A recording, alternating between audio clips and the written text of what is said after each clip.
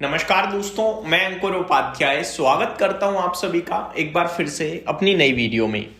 दोस्तों यहाँ पे आप सभी के साथ बात करने वाला हूं तेजी और प्रॉफिट बुकिंग के बारे में। देखो, सब लोगों का ना इस समय दो व्यू बन रहे हैं सबके। एक, यार बहुत भाग गया है बाजार, अच्छा मौका मिल रहा है, बड़े लंबे समय से पिटा पड़ा था, जो तेजी मिली है इसे कैश कर लो, इसमें प्रॉफिट बुक कर लो। वहीं दूसरी तरफ मेरी तरीके से भी कुछ लोग हैं जो सोच रहे हैं भैया अब प्रॉफिट बुकिंग का टाइम नहीं है, अब मौका है वेट करने का, होल्ड करने का। क्योंकि जब लॉस हो रहा था तो लॉस बढ़ता गया, बढ़ता रहा, हम बैठे रहे। अब जब थोड़ा उछाल मारा है बाजार ने तो हमें लगता है कि निकल जाओ। दोस्तों ये बाजार है, ये ना कभी वन साइडेड नहीं जाता, ये जिगजैग वे में जाता है। अब अगर ऐसे उछाल आया तो ऐसे डिप आएगी, ये कंपलसरी है। लेकिन इस डिप पे आपको करना क्या है वो आपको पता होना चाहिए। तो मेरे को लगता है ये जो तेजी है इसका जो एक आ सकता है ऊपर से थोड़ा सेल ऑफ, वो होगा मौका, ना कि डर। समझ रहे हो बात को? अब आपका मोमेंटम ऊपर की तरफ का है, नीचे की तरफ का नहीं है। जो लोग ये सोच रहे हैं कि 50 रुपए से चीज 70 रुपए हो गई है, यार ये तो गोल्डन अपॉर्चुनिटी है, कहीं 70 से वापस 50 ना हो जाए। 50 का तो मुझे नहीं लगता, लेकिन 70 से 60 तो हो सकता है, बट 60 से वापस 75 होगा। ये कन्विक्शन, कॉन्फिडेंस चाहिए अब आपको। अब ये कैसे आएगा वो आप देख लो। आपको अर्निंग से आ रहा है, इकोनॉमी से आ रहा है, करंट सिचुएशन से आ रहा है, जैसे भी आ रहा है आप देख लो, लेकिन आना चाहिए। और मेरा मानना है कि स्ट्रॉन्ग कंपनियां जो एक्चुअली में दम रखती हैं वो अब ऊपर ही जानी चाहिए, नीचे जानी नहीं चाहिए। तो एक एक करके मैं आप सभी के साथ कुछ ट्रिगर्स शेयर करना चाहता हूं। सबसे पहले तो मैं दोस्तों इस साइड में हूं कि प्रॉफिट बुकिंग हल्की फुल्की आ सकती है, लेकिन वहां पे एग्जिट की अपेक्षा आप इन्वेस्टमेंट के मौके तलाशें। जिसने रैली मिस कर दिया उसको थोड़ा मौका मिल सकता है नीचे में, क्योंकि जब हम शार्प अपटेक देते हैं ना तो एक आध मौका दे देता है बाजार नीचे आकर। ये बाजार की है आदत कि तेजी वो एक साथ नहीं दिखाता, वो बीच बीच में रुक रुक के चलता है, और मंदी वो एक साथ दिखाता है। और तेजी वही टिकाऊ होती है जो रुक रुक के चले, हर मौका दे, हर पड़ाव पे निकलने का या एंट्री करने का। मंदी वो टिकाऊ होती है जो मौका ही ना दे निकलने का, वन साइडेड क्रैक, खत्म खेल। तो वो मंदी टिकाऊ होती है, और तेजी वो टिकाऊ होती है जो धीरे धीरे ऊपर जाए, ये हमेशा याद रखिएगा। अब मैं आप सभी के साथ कुछ ट्रिगर शेयर करता हूं दोस्तों। पहला ट्रिगर है वैल्यूएशंस का। हमारे बाजार में ना एक सबसे ज्यादा कंसर्न का विषय था वैल्यूएशन, कि यार वैल्यूएशन ठीक नहीं है, रीजनेबल नहीं है, महंगे हैं, अभी भारतीय बाजार से दूर रहो तो ज्यादा बेटर है। लेकिन अब कहीं जाके समय ऐसा आ गया है जहां वैल्यूएशन इतना कंसर्न का विषय नहीं है, न्यूट्रल वैल्यूएशन है। सस्ते अभी भी नहीं है।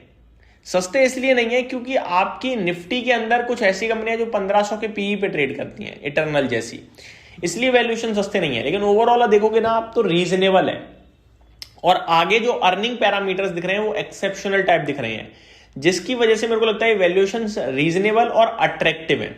समझ रहे हो? तो मेरा ये मानना है कि वैल्यूएशन एक जो चिंता का विषय था वो अब फेवर में आ गया है, चिंता का नहीं है, वो अट्रैक्टिव हो गया है। दूसरी चीज, ट्रेड डील पे ट्रेड डील। पहले आपने देखा न्यूजीलैंड के साथ ट्रेड डील, फिर आपने देखा यूरोपियन यूनियन के साथ mother of all trade deal, फिर आपने यूएस के साथ ट्रेड डील देखी, ठीक है, जिसे father of all trade deal भी कहा गया है। तो कहने वाली बात यह है कि एक के बाद एक आपके लिए पॉजिटिव ट्रिगर बन रहे हैं। तीसरी बड़ी बात, जो गवर्नमेंट इनिशिएटिव्स ले रही है, टैरिफ के चलते सरकार ने क्या क्या कर दिया, जीएसटी कट कर दिया आपका, और कंट्रीज के साथ बातचीत करी, चाहे जापान हो, चाइना हो, लगातार बातचीत करी, तो वो पॉजिटिव आ गया। अब ट्रेड डील भी आ गई तो फिर बोनेंजा हो गया ये तो। Last, earnings. अगर आप रिजल्ट सीजन देख रहे हो तो आपको कुछ खराब दिखा अभी तक ऐसा बड़े लेवल पे? छोटी कंपनियां अच्छे नंबर पोस्ट कर रही हैं, बड़ी कंपनियां अच्छे नंबर पोस्ट कर रही हैं। आगे को लेकर आउटलुक बहुत स्ट्रांग दे रही है। मोस्ट इंपॉर्टेंट, आउटलुक तो किसी का खराब है ही नहीं, आउटलुक सबका स्ट्रांग है। तो मेरा मानना है कि ये टाइम तो भैया फिर लेके बैठने वाला ही है, ऐसा मेरा मानना है पर्सनल लेवल पे। ठीक है, अब मैं आता हूं कुछ स्टॉक्स जिनके रिजल्ट्स आए हैं, एक बार आपके साथ डिस्कस करता हूं। सबसे पहले गल्फ ऑयल लुब्रिकेंट्स, इसके जस्ट अभी अभी नंबर्स आते हुए दिखे हैं, वो मैं आप सभी के साथ शेयर करना चाहूंगा। कंपनी के बोर्ड ने 21 रुपए प्रति शेयर का तो डिविडेंड अनाउंस करा है, और प्रॉफिट की बात करें तो 98.2 करोड़ से 77.1 करोड़ का मुनाफा रह गया है। तो वीक नंबर बोलूंगा मैं मुनाफे के फ्रंट पे, लेकिन रेवेन्यू अच्छा बढ़ा है, 910 करोड़ से 998 करोड़ पे आया है। बट एबिटा मार्जिन में कमी आई है, 13.5% से 13.05% पे रह गए हैं। वहीं कामकाजी मुनाफा 122 करोड़ से 130 करोड़ का हुआ है। तो नंबर्स हल्के वीक मानूंगा मैं बिकॉज ऑफ मार्जिन। एक स्टॉक है ड्रीम फॉक्स सर्विसेज, ये आप सभी को पता है बड़ी चर्चाओं में रहा है। इस कंपनी के नतीजे वीक आने थे, आए भी हैं। मुनाफे से घाटे में आ चुकी है कंपनी। 18.3 करोड़ के प्रॉफिट के सामने 6.8 करोड़ का लॉस पोस्ट करा है। रेवेन्यू 340 करोड़ के सामने 52.6 करोड़ का रह गया है। लॉस कंपनी ने एबिटा लेवल पे भी करा है। 23.8 करोड़ के प्रॉफिट के सामने, एबिटा गेन के सामने 13.4 करोड़ का एबिटा लॉस पोस्ट करा है। तो काफी बुरे वक्त में चल रही है कंपनी, यही कहूंगा मैं आप सभी के साथ। आरती फार्मा, मुनाफा कंपनी का 74 करोड़ से 48 करोड़ पे रह गया है। रेवेन्यू 540 करोड़ से 430 करोड़ पे रह गया है। मार्जिन 23.91% से 23.67% पे रह गए हैं। और एबिटा 129 करोड़ के सामने 102 करोड़ रह गया है। तो ये भी थोड़ा सा वीक है। अगला स्टॉक है बाटा। इसने बड़े लंबे समय बाद एक अच्छे नंबर पोस्ट करे हैं दोस्तों, बड़े लंबे समय बाद। मुनाफा थोड़ा सा बढ़कर 58.7 करोड़ से 66 करोड़ पे आया है। रेवेन्यू 919 करोड़ से 945 करोड़ पे आया है। मार्जिन 21.71% से 22.45% पे आए हैं। और एबिटा 199 करोड़ से 212 करोड़ पे आया है। तो बढ़िया बोलूंगा मैं। एक्सिस किड्स या एक्सिस कार्ड्स, जो मर्जी कह लीजिए आप, इसके नंबर्स मेरे को अच्छे लग रहे हैं दोस्तों। मुनाफा 14.8 करोड़ से 27.7 करोड़ पे आया है। रेवेन्यू 274 करोड़ से 340 करोड़ पे आया है। मार्जिन 14.74% से 18.28% पे।